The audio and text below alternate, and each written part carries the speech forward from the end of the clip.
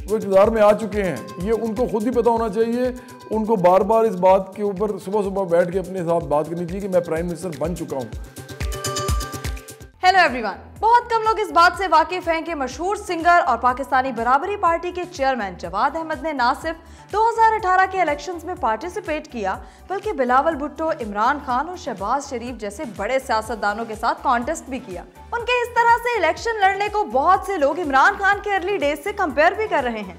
अभी रिसेंटली जवाद अहमद को बहुत ही अजीब सूरत हाल का सामना करना पड़ा। फैसलाबाद में होने वाले एक इवेंट के दौरान पीटीआई के सपोर्टर्स ने न सिर्फ जवाद अहमद को स्टेज से हटा दिया, बल्कि उनको अपनी बात भी मुकम्मल नहीं करने दी। अब अंदर की कहानी क्या है ये हम जानते हैं जवाद अहमद से ही, जो इस वक्त हमारे साथ स्टूडियो में मौजूद हैं।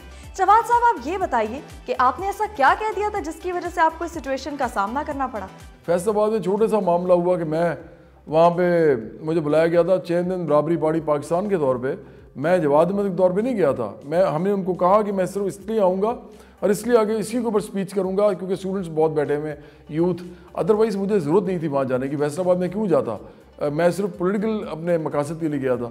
जब मैंने वहाँ स्पीच शुरू की तो उसके बाद लोगों ने बहुत इन्जॉय किया, लोगों ने बातें भी मानी, जो कि मैं फैक्ट्स एंड फिगर्स के साथ बात कर रहा था। मैं मैकेनिकल इंजीनियर हूँ, मुझे पता है कि किस तरह बात करनी होती है और मुझे पता है डेटा क्या है सारा। तो जब लोग बहुत तालियां बजाना शुरू हो गए, बहुत उन्होंने नारे मारने शुरू कर दिए, तो उधर कुछ पीटीआई के लोग बैठे थे, लोकल ओहदेदार फैसलाबाद के, उन्होंने वो आए स्टेज पे और उन्होंने आके, मैं खड़ा हुआ था तो मैं माइक पे बोल रहा था, तो उन्होंने माइक हल्का से इधर करके तो नारे मारने शुरू कर दिए, इमरान खान जिंदाबाद, इमरान खान जिंदाबाद। मैं उनको भी ये बताना चाहता हूँ कि आप मेरे हमवतन हैं, मेरे दोस्त हैं, लेकिन मेरी बात सुनें, ये नारे लगाने का वक्त गुजर गया है। इमरान खान साहब का काम करने का टाइम है इस वक्त।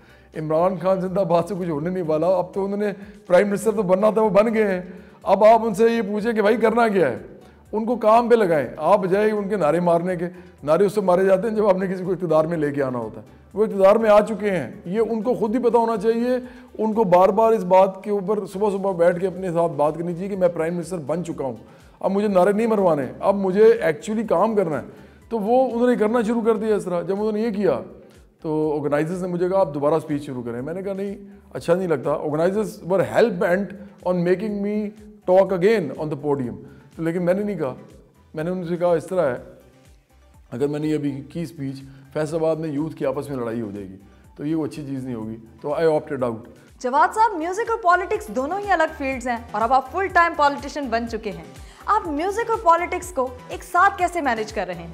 देखिए, म्यूज़िक मैं कैसे छोड़ सकता हूँ। मैं मिडिल क्लास की पार्टी बना रहा हूँ, मेहनत कशों की, नौजवानों की, 99% की। ये लोग तो कुछ कमाते हैं तो घर चलता है ना। ये कोई इमरान खान साहब की तरह 350 के नाल में तो नहीं रहते, ना ये नवाज शरीफ साहब की तरह 1600 के नाल में रहते हैं, और ना ये आसिफ ज़रदारी साहब की तरह जगह जगह उन्होंने बिलावल हाउस बनाए हुए हैं। और इनको तीनों के पता नहीं पैसे कहाँ से आ रहे होते हैं, कहाँ से इनका खर्चा चल रहा होता है, और इनको तो कोई फ़र्क ही नहीं पड़ता। देखिए, ये पार्टी है उन लोगों की जिन्होंने सुबह काम भी करना है और शाम को सियासत भी करनी है। जिस तरह मैंने अभी आपको मिसाल दी, बराक ओबामा साहब जो हैं वो प्रोफेसर थे और वो काउंसिल से स्टार्ट हुए थे, वहाँ से इलेक्ट होना शुरू हुए, फिर जाके वो प्रेसिडेंट बने।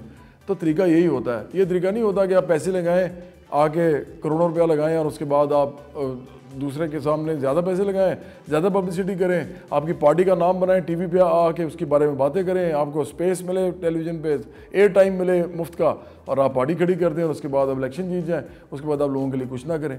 फिर जवाद अहमद सिंगर होने के साथ साथ एक पॉलिटिशियन भी हैं, इसीलिए हेल्दी क्रिटिसिज्म करना उनका हक है। फिर जिस तरह का बिहेव जवाद अहमद के साथ किया गया वो इंटॉलरेंस की एक मिसाल है। इख्तिलाफ राय रखना हर इंसान का बुनियादी हक है। यहाँ हमारी पीटीआई के सपोर्टर्स और prime minister of Pakistan Imran Khan से रिक्वेस्ट है कि इस तरह के वाकयात की मजम्मत की जाए और इनको आइंदा होने से रोका जाए, ताकि हमारा मुआशरा भी एक हेल्दी सोसाइटी बन सके। That's it for now. Stay connected for more entertainment news.